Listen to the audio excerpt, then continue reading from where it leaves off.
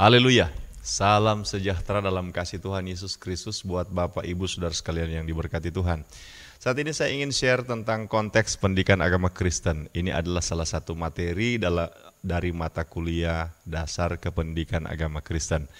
Sebagaimana yang saya sudah sampaikan di materi yang lain di mata kuliah ini, saudara bisa lihat di channel YouTube saya, bahwa pelaksanaan pendidikan agama Kristen itu dilaksanakan dalam 3 konteks atau 3 tempat. Tempat yang pertama ialah sekolah, tempat yang kedua ialah gereja, dan tempat yang ketiga ialah keluarga. Setiap konteks ini memiliki peran dan fungsi yang berbeda tetapi saling menguatkan. Saya kasih gambarannya saudara-saudara. Misalnya kalau di konteks sekolah, pendidikan agama Kristen itu biasanya memberi wawasan pengetahuan dan nilai Kristiani secara umum. Mengapa secara umum? Karena sekolah itu kan peserta didiknya terdiri dari atau punya latar belakang denominasi gereja yang berbeda-beda, sehingga kurikulum pendidikan agama Kristen itu harus bisa mengayomi semua latar belakang denominasi gereja dari para peserta didik yang beragama Kristen, sehingga sangat biblikal dan tidak berorientasi pada satu kiblat teologi denominasi tertentu. Sementara kalau PAK dalam gereja itu bertugas untuk membentuk wawasan pengetahuan serta praktek nilai Kristiani secara khusus. Saya katakan tadi kalau di sekolah sifatnya umum, tapi kalau gereja itu sifatnya lebih khusus karena biasanya pengajarannya berorientasi pada doktrin gereja tersebut.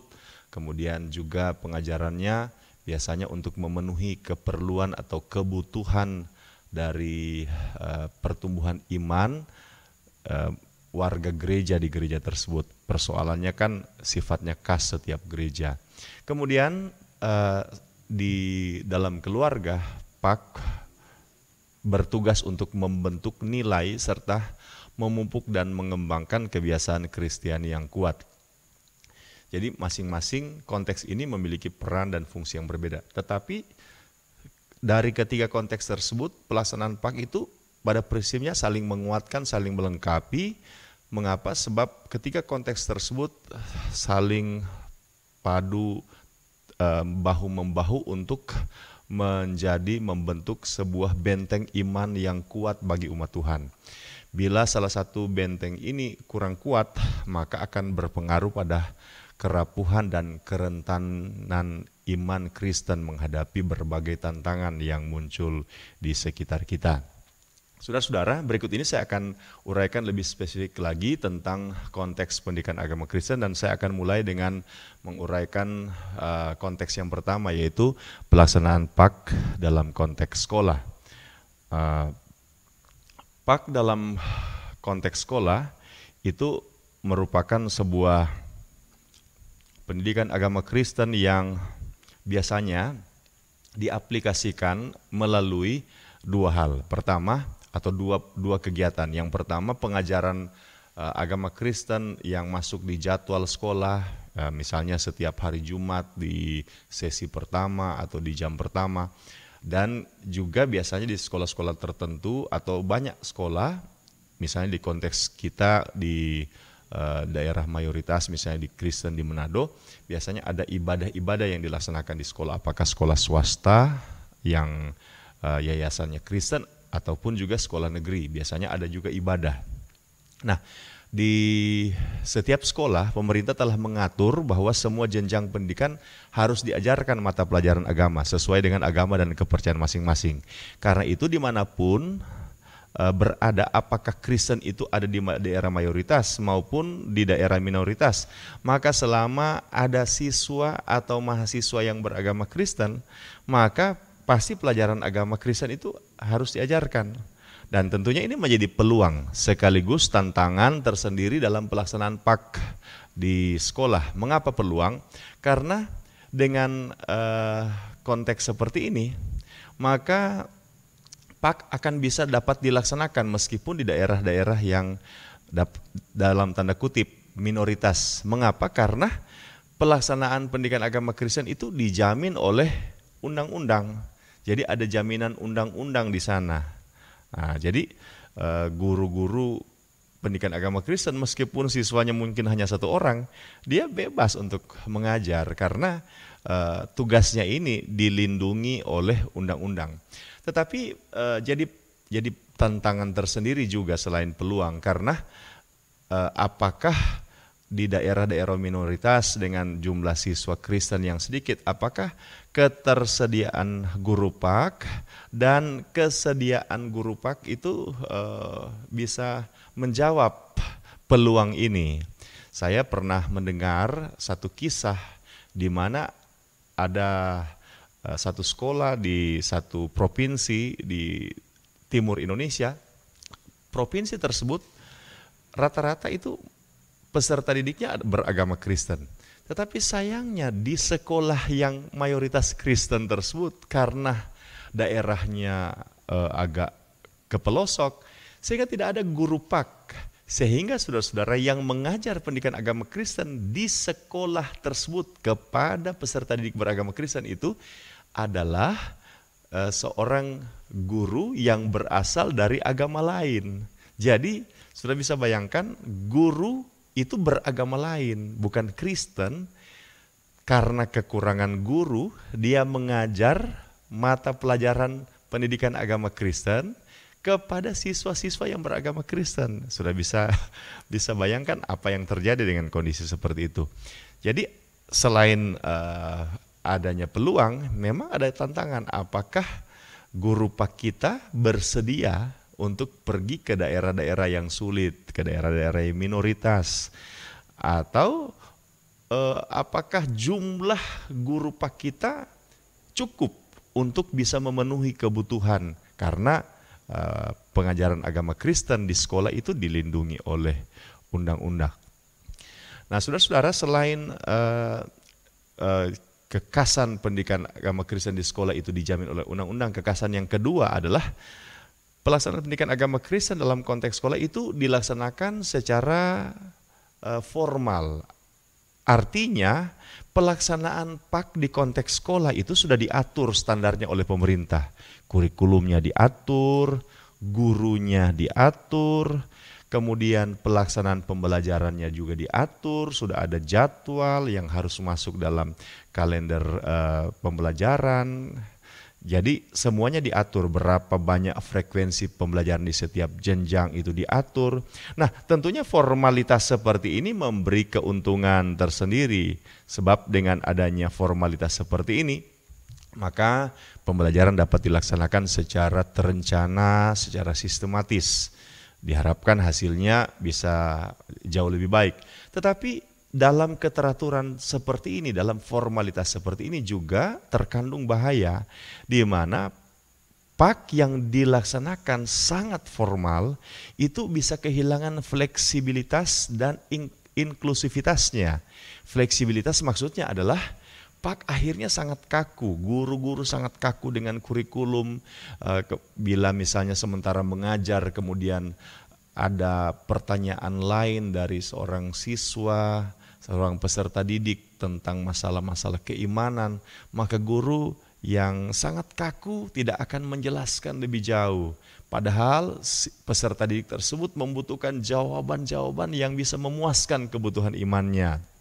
Kemudian bisa juga kehilangan inklusivitasnya, karena PAK di sekolah itu kan harus mempertahankan atau harus menjaga kemajemukan keragaman agama. Nah, jadi toleransi beragama itu harus dijaga. Nah, guru-guru yang tidak pintar dalam berkomunikasi, pintar dalam menyesuaikan diri, beradaptasi dengan baik, menyeimbangkan antara tugas sebagai seorang misionari Tuhan, seorang utusan Tuhan, dan tugasnya sebagai seorang pendidik profesional, itu akan kesulitan untuk menempatkan PAK secara inklusif. Dari beberapa beberapa masukan, kemudian hasil pengamatan saya terhadap pelaksanaan pendidikan agama Kristen di sekolah, maka saya melihat ada beberapa hal yang perlu diperhatikan sehubungan dengan pelaksanaan pendidikan agama Kristen di sekolah. Yang pertama adalah satu realita bahwa Pendidikan agama Kristen adalah pelajaran yang tidak difavoritkan oleh sebagian besar peserta didik. Sekolah juga biasanya kurang memperhatikan pelajaran agama. Ini bukan pelajaran favorit, bukan pelajaran unggulan lah di sekolah. Orang tua juga kadangkala bersikap masa bodoh, acuh tak acuh dengan pelajaran agama. Dengan kata lain, pelajaran agama itu bukan pelajaran favorit. Beda dengan misalnya pelajaran bahasa Inggris misalnya, atau pelajaran matematika. Bahasa Inggris, matematika ada orang yang kurang suka, yang tidak suka sama sekali, bahkan yang dalam tanda kutip yang cukup membenci kedua pelajaran tersebut. Tetapi banyak orang yang memfavoritkan pelajaran tersebut. Nah, beda dengan pelajaran agama. Pelajaran agama mungkin orang takut untuk berkata tidak suka, tetapi orang biasanya menganggap biasa-biasa, tidak difavoritkan. Jadi pelajaran agama biasanya ya yang penting diikuti, guru-gurunya juga yang penting mengajar, kepala sekolah dan pengelola pendidikan yang penting itu sudah ada karena untuk memenuhi kewajiban kurikulum yang ditetapkan oleh pemerintah. Padahal pelajaran agama tersebut memiliki fungsi dan peran strategis dalam kehidupan siswa untuk membentuk spiritualitas dan karakter siswa yang tentunya menjadi semacam landasan dan dasar etika, moral, dan kehidupan peserta didik itu di masa yang akan datang. Karena itu saudara-saudara, untuk menanggapi kondisi ini maka ada beberapa usulan yang perlu saya sampaikan. Yang pertama, supaya pelajaran agama itu menjadi pelajaran yang dapat saya katakan pelajaran favorit, maka kita perlu, ini yang pertama, perlu memberi pemahaman yang jelas dan kuat tentang fungsi dan peran pendidikan agama Kristen. Jadi si guru pak ini harus memiliki kemampuan untuk berkomunikasi, kemampuan untuk share kepada orang tua, kepada siswa tentang pentingnya pendidikan agama Kristen. Jadi dalam hal ini saudara-saudara, guru pak ini ketika dia share, dia menularkan, dia menginspirasi paradigma yang tepat kepada orang tua, kepada siswa, kepada teman-teman, rekan-rekan sejawat, kepada kepala sekolah, maka diharapkan akan tercipta semacam semacam perubahan konseptual, perubahan paradigma dari menganggap pendidikan agama Kristen atau pelajaran agama sebagai sesuatu yang biasa-biasa, akhirnya melihat pelajaran agama sebagai satu pelajaran yang penting dan strategis. Yang kedua, guru pak itu harus menjaga dan meningkatkan profesionalismenya. Dengan cara apa? Dengan cara mengembangkan kompetensinya secara lengkap.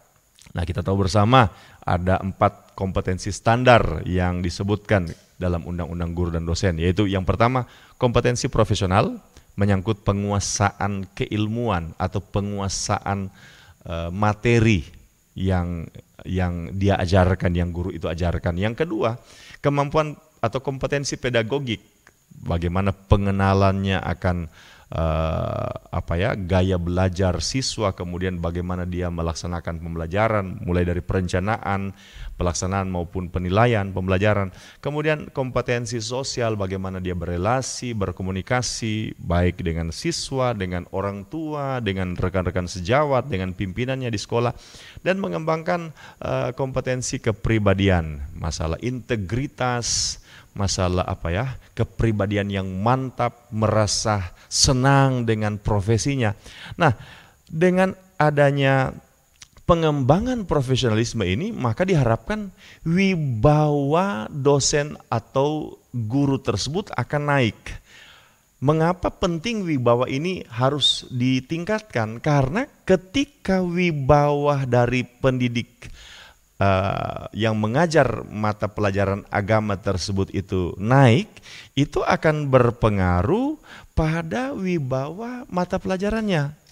Jadi saudara-saudara, ketika si pendidik tersebut memiliki wibawa, profesionalisme yang sangat tinggi, dihargai oleh siswa, orang tua, rekan sejawat, kepala sekolah, melihat bagaimana wibawanya, profesionalismenya, dedikasinya, maka secara tidak langsung wibawa mata pelajaran agama itu akan naik. Dan itu akan menimbulkan minat, interesting siswa untuk mengikuti pelajaran agama akan meningkat. Kemudian support orang tua akan meningkat. Kemudian support rekan-rekan sejawat dan sistem manajemen sekolah juga pasti akan meningkat.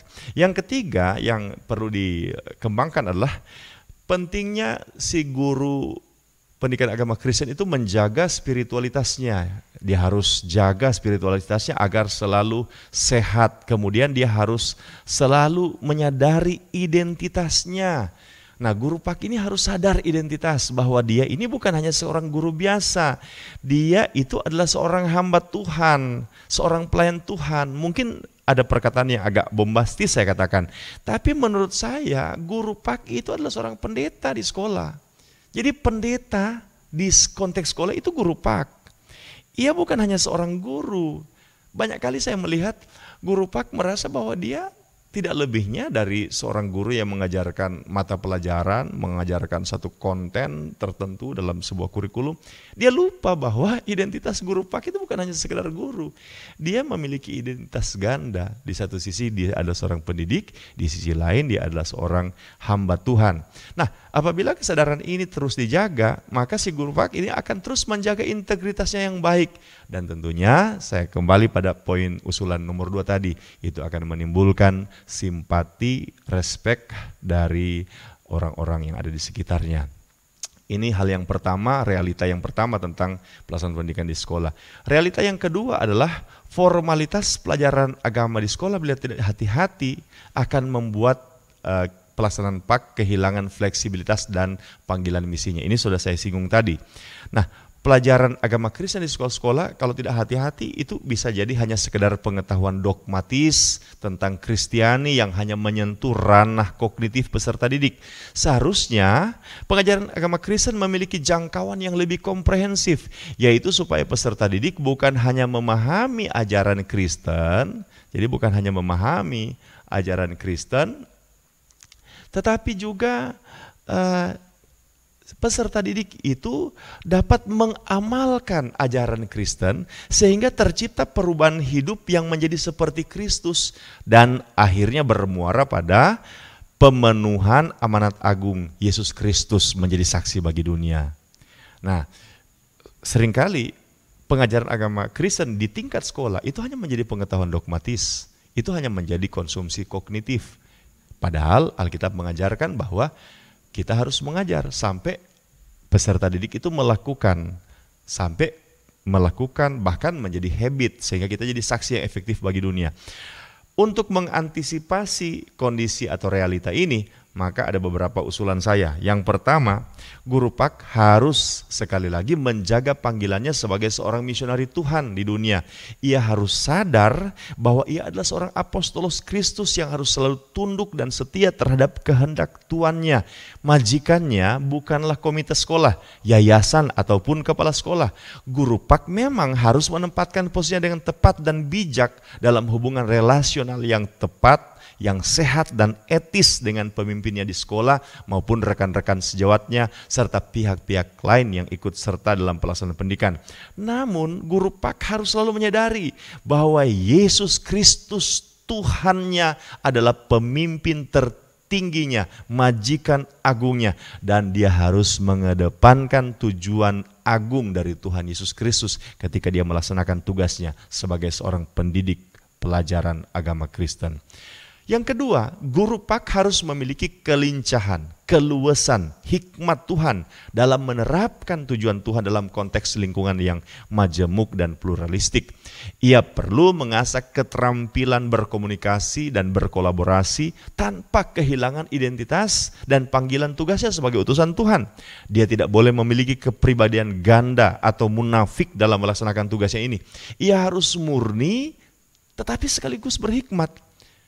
Pesan Tuhan Yesus kepada murid-muridnya bahwa Tuhan Yesus mengutus murid-murid seperti mengutus seekor domba, seekor anak domba di tengah-tengah serigala. Karena itu harus memiliki kecerdikan ular tetapi ketulusan merpati. Seharusnya itu direnungkan sehingga bisa diaplikasikan dengan tepat oleh guru pelajaran agama Kristen di sekolah. Ini konteks yang pertama. Sekarang saya masuk di konteks yang kedua, yaitu pak di gereja. Ini konteks yang kedua, yaitu PAK dalam konteks gereja. Nah, dalam konteks gereja, pendidikan agama Kristen bisa disebut juga dengan istilah pembinaan warga gereja atau pemuridan jemaat. Prakteknya, pendidikan agama Kristen di gereja dilaksanakan melalui program gereja. Lebih khusus lagi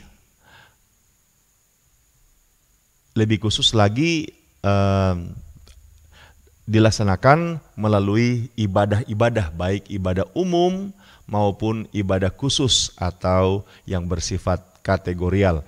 Biasanya pengajaran agama Kristen disampaikan oleh pendeta. Kalau dalam gereja-gereja karismatik atau Pentakosta sering disebut dengan istilah gembala sidang. Serta pelayan-pelayan yang sudah ditetapkan sesuai dengan aturan dan kebiasaan setiap denominasi dan gereja lokal. Topik pengajaran agama Kristen bisa berbeda-beda di setiap denominasi gereja, baik dari segi tema maupun dari segi prosedur penyampaiannya.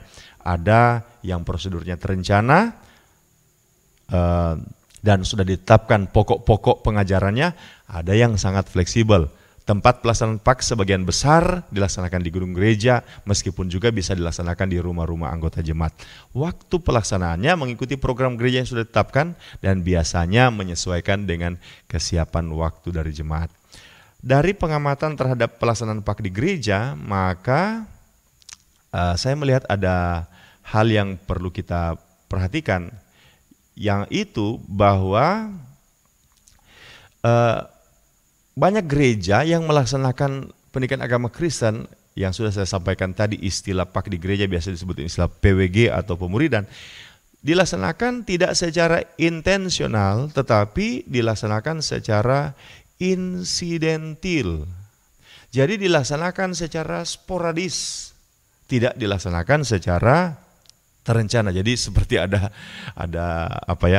kubu-kubu ada yang seharusnya PAK dilaksanakan secara insidentil dan terencana, tapi ternyata banyak gereja yang melaksanakan PAK secara insidentil dan sporadis.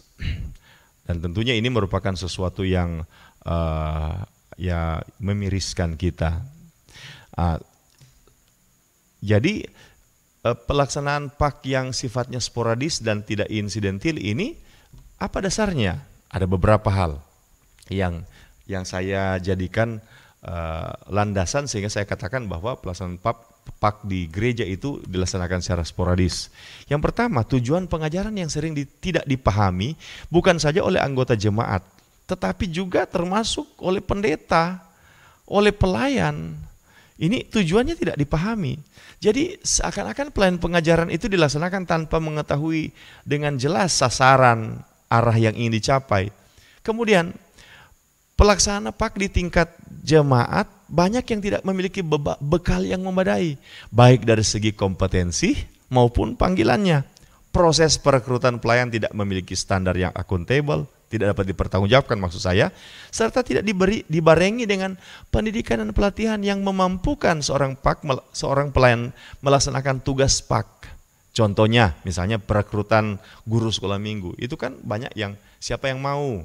Kemudian biasanya ditentukan hanya mempertimbangkan aspek-aspek yang menurut saya mungkin baik tetapi tidak terlalu dapat dipertanggungjawabkan.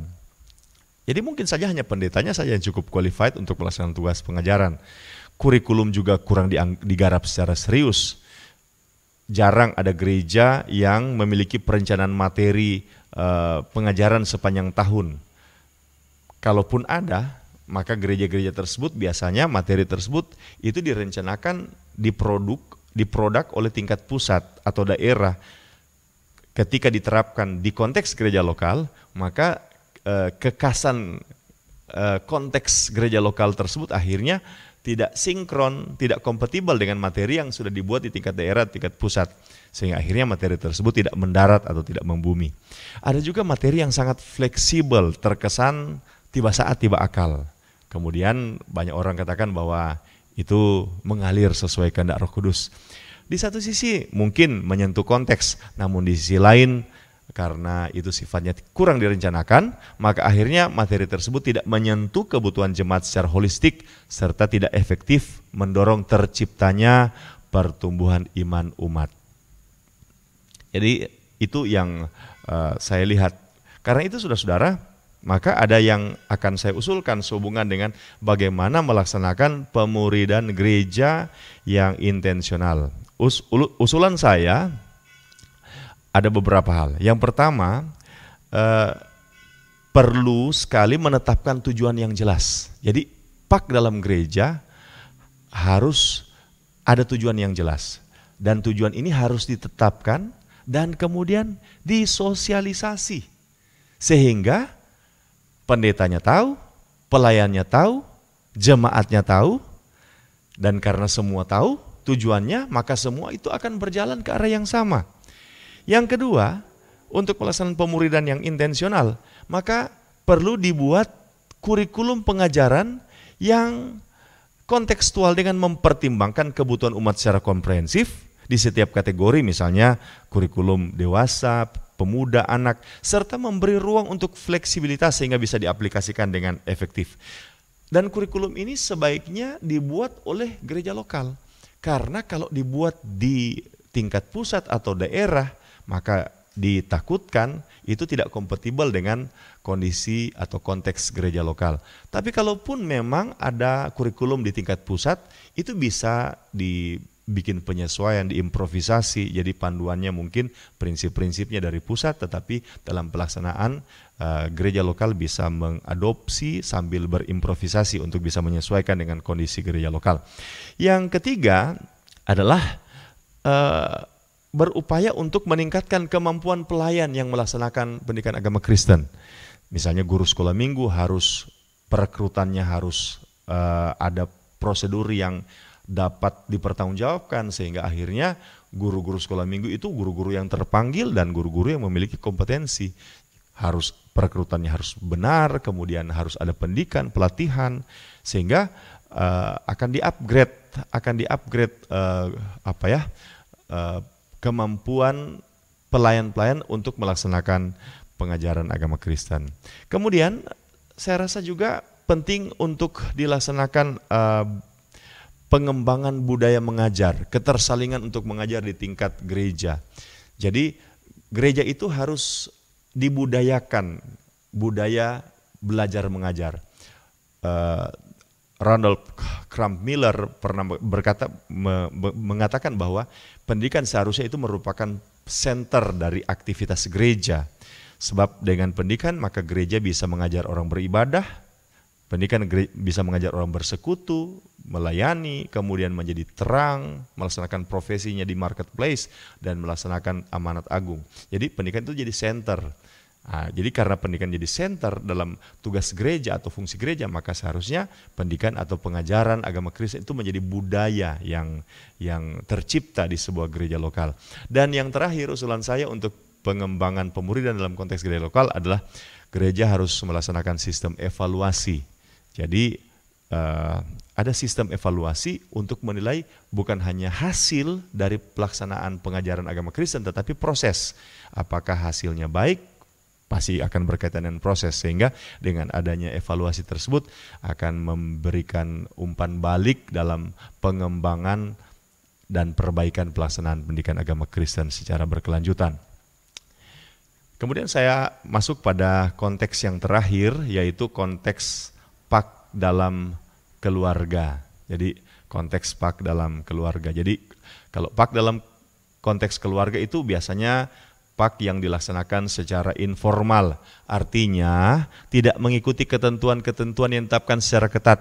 Pak dalam keluarga biasanya dilaksanakan secara fleksibel dan itu bisa dilihat merata di semua komponen pendidikan, baik tujuan, pelaku, kurikulum, serta aktivitas pendidikan. Misalnya, dari segi tujuan, hampir setiap keluarga Kristen memiliki tujuan pak yang tidak seragam, bahkan banyak yang tidak mengetahuinya sama sekali. Dari segi pelaku, biasanya pengajarnya bervariasi, tergantung kondisi keluarga. Ada yang mamanya, ada mungkin yang papa dan mamanya, ada mungkin yang oma opanya, tetapi tidak jarang juga ada yang pengajarannya mungkin hanya dilaksanakan oleh babysitternya, karena pengasuhan anak di keluarga tersebut sebagian besar dilaksanakan oleh babysitter. Kalau babysitternya Kristen, puji Tuhan. Tapi kalau babysitternya non-Kristen, kita bisa menebak pengajaran agama apa yang diajarkan kepada anak dalam keluarga. Kurikulum biasanya tidak ada dan sifatnya insidentil. Pengajaran orang tua biasanya menyesuaikan pada persoalan yang muncul. Kalau misalnya anak bikin salah, baru muncul pengajaran. Kalau anaknya bikin begini, baru muncul pengajaran. Jadi sifatnya insidentil dan tidak ada perencanaan. Aktivitas pendidikan kurang diperhatikan. Biasanya kalau dalam pengamatan saya, keluarga mempercayakan pelaksanaan pendidikan agama Kristen ini sebagian besar kepada gereja dan kepada sekolah.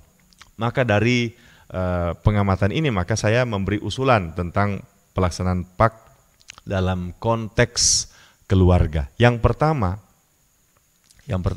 setiap keluarga, khususnya orang tua, perlu memiliki pemahaman yang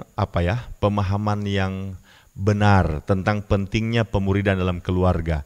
Sebab keluarga dalam hal ini orang tua harus tahu bahwa PAK dalam keluarga itu bukanlah sampingan. PAK itu bukan merupakan tugas utama dari gereja dan sekolah, tetapi tugas keluarga lah yang menjadi utama dalam pelaksanaan PAK. Jadi kita harus robah paradigma ini. Orang berpikir gereja, tugas utama PAK itu di gereja atau di sekolah. Tidak, tugas utama PAK itu adalah keluarga, orang tua yang harus jadi pengajar utama dari pendidikan agama Kristen bagi anak. Selain utama, dia juga akan menjadi pengajar pertama. Anak-anak tidur di rumah, bangun pagi, pertama dia lihat orang tuanya. Apakah orang tuanya doa? Bagaimana orang tua mengingatkannya untuk doa? Kemudian anak-anak itu menyiapkan diri, kemudian ke sekolah atau kemana. Artinya saudara-saudara bahwa PAK dalam keluarga itu menjadi satu PAK pelaksanaan pendidikan agama Kristen itu yang utama dan pertama. Bukan gereja dan bukan sekolah. Nah, persepsi ini yang harus dimatangkan dan dimiliki oleh setiap keluarga. Yang kedua, gereja harus membantu. Nah, jadi gereja harus membantu keluarga dalam menerapkan budaya pendidikan agama Kristen. Atau gereja bisa membantu keluarga untuk melaksanakan pemuridan keluarga. Nah, bantuan gereja ini bisa dilaksanakan dalam berbagai bentuk. Misalnya yang pertama, gereja bisa memberikan model pemuridan. Sehingga si orang tua ini tahu bagaimana cara melaksanakan pemuridan. Nah, bagaimana cara gereja memberikan model pemuridan? Ya, gereja harus laksanakan pemuridan. Ketika gereja laksanakan pemuridan kepada orang-orang tua, kepada orang dewasa, maka orang dewasa yang memiliki pengalaman mengikuti pemuridan, akhirnya bisa memiliki model bagaimana pelaksanaan pemuridan dan dia bisa terapkan kepada anak-anak dalam keluarganya. Yang kedua, gereja harus membantu keluarga mendesain kurikulum pemuridan di tingkat keluarga. Lepas dari kekasan atau kekhususan dari konteks keluarga masing-masing, tapi gereja harus bisa memberikan bantuan lah. Ini kurang lebih garis besar atau mungkin panduan kurikulum, poin-poin penting, prinsip-prinsip penting yang harus diajarkan oleh orang tua kepada anak-anak. Yang ketiga, gereja harus membuat program pemuridan yang berbasis keluarga. Artinya, pemuridan keluarga itu harus masuk dalam program gereja. Banyak kali kan gereja membuat program yang sifatnya umum. Jadi terkesan ibadah yang sifatnya umum, ibadah raya atau mungkin ibadah kategorial, misalnya ibadah ibu, ibadah bapak, ibadah pemuda, ibadah anak-anak. Itu kan kategorial, tetapi itu secara umum. Nah, gereja harus berani meletakkan program pemuridan keluarga sebagai program gereja. Itu menurut saya. Dan yang terakhir, gereja harus memberikan panduan tentang prosedur ketika melaksanakan pemuridan. Jadi kalau misalnya keluarga bingung bagaimana mau doa buka, bagaimana mau memulai, bagaimana kemudian mau menyampaikan materi pemuridan, kemudian gereja harus memberikan panduan. Gereja juga bisa memberikan pelatihan kepada para orang tua sehingga dapat melaksanakan pemuridan dalam keluarga.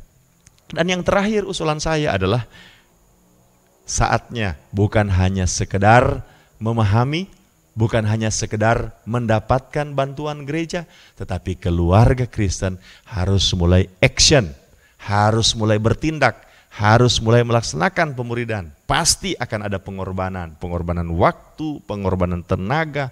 Orang tua yang sudah capek dari kerja, dari kantor, ketika pulang dia harus melakukan pemuridan.